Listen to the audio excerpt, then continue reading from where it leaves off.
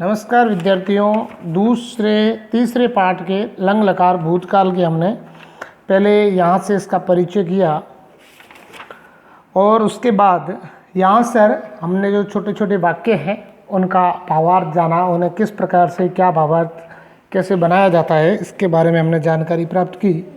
अब हम आगे पढ़ेंगे।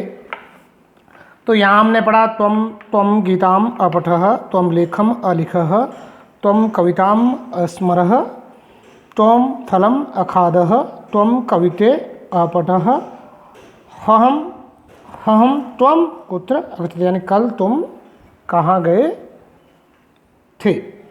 अब देखिए आगे यानी ये सारे के सारे भूतकाल के अंदर है। अब यहाँ ये एक वचन है, फिर आगे द्विवचन किस प्रकार से आएगा, बहुवचन किस प्रकार से आएगा, तो ये पहले मध्यम पुरुष लंग लकार के हम जो पढ़ रहे हैं। अब देखो इसमें आगे है त्वम मधुर वचनम अवदत, त्वम मधुर वचनम अवदत, यानी तुमने मीठी बात कही या मीठा बोले, या तुमने मीठी बात, अवदत यानी कहना, कही। त्वम यानी तुमने मधुर का मतलब मीठी, वचनम यानी बात, अवदत यानी कही, यानी तुमने मीठी बात कही। युवाम पुस्तकम अपठतम, युवाम पुस्तकम अपठतम। अब देखो यहाँ युवाम आया है, तो युयाम कब आता है? द्विवचन के लिए आता है। कहाँ आता है? तो द्विवचन के लिए आता है। तो क्या हो जाएगा? युयाम पुस्तकम अपठतम, ये भी क्या आ गया? तो मध्यम पुरुष का द्विवचन आ गया। मैंने कल भी आपको बताया था कि किस प्रकार से एक वचन द्विवचन आएगा, तो मैं एक बार फिर आपको बता देता हूँ। तो जैसे मैं आपको दिखा देता हूँ, जैसे ये है, तो ये मध्यम पुरुष है यहाँ पर, त्वम युवाम यूयम, यानी युवाम कहाँ आएगा? द्विवचन के लिए आएगा। किसके लिए आएगा? द्विवचन के लिए आएगा। त्वम कहाँ आएगा? तो एक वचन के लिए आएगा।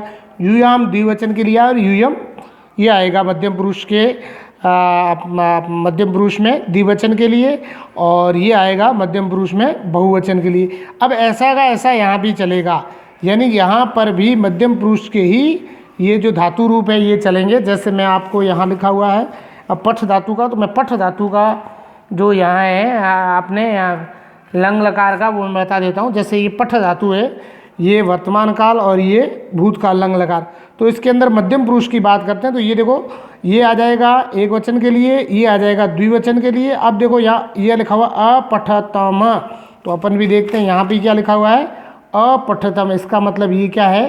दो है। युवाम पुस्तकम अपठत, यानी तुम दोनों ने पुस्तक पढ़ ली, तुम दोनों ने पुस्तक पढ़ ली। इसका क्या हो जाएगा? तुम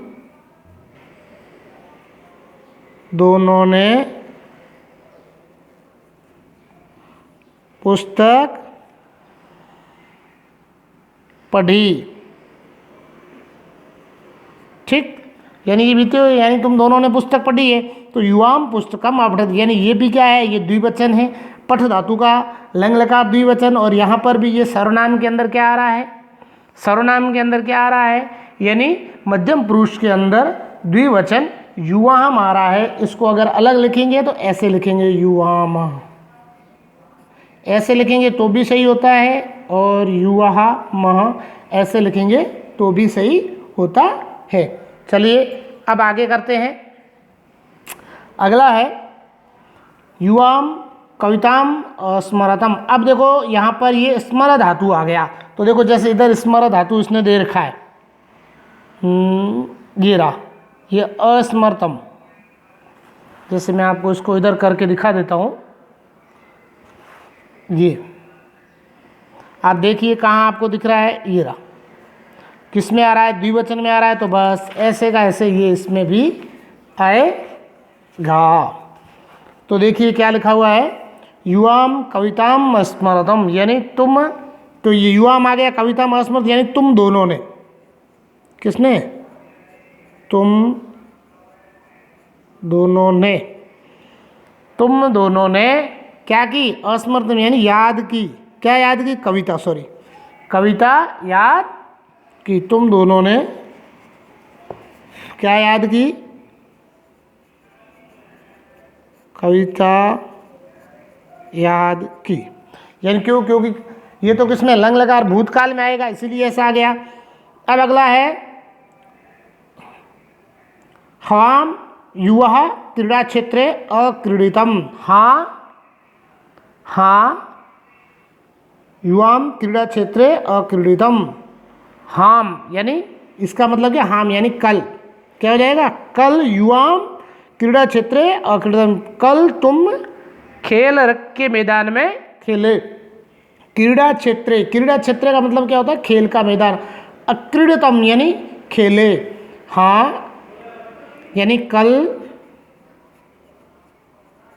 तुम कितने?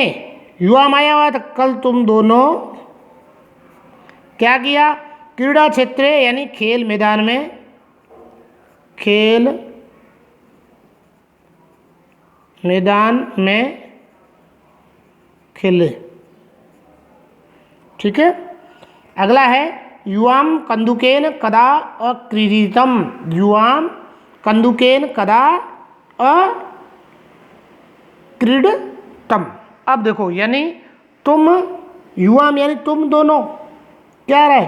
तुम दोनों कंदुकेन, कंदुकेन का मतलब होता है गेंद से, बॉल जिसको अपन बोलते हैं BA, तो वो बॉल अंग्रेजी में जिसे बॉल बोलते हैं BAL, तो ये यहाँ पर गेंद को क्या कहेंगे? कंदुकेन। कदा यानी कब, अक्रीडितम यानी खेले। क्या हो जाएगा? तुम दोनों गेंद से कब खेले। ठीक है। अगला है युवाम पुस्तकम अपठतम। युवाम पुस्तकम अपठतम। तुम दोनों ने पुस्तक पढ़ी। युवा में तुम दोनों ने, पुस्तकन पुस्तक अपठतम यानी पढ़ी। तुम दोनों ने पुस्तक पढ़ी। क्या किया? तुम दोनों ने पुस्तक पढ़ी। सायंकाले युवाम स्वपाठम अपठतम। सायंकाले का मतलब क्या होता है? शाम के समय। शाम को युवाम यानी तुम दोनों ने, युवाम का मतलब क्या? तुम दोनों ने अपना पाठ, स्वपाठम यानी अपना पाठ पढ़ा। शाम को तुम दोनों ने,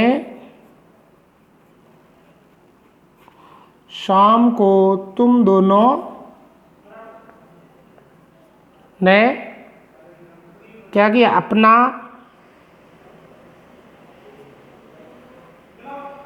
पाठ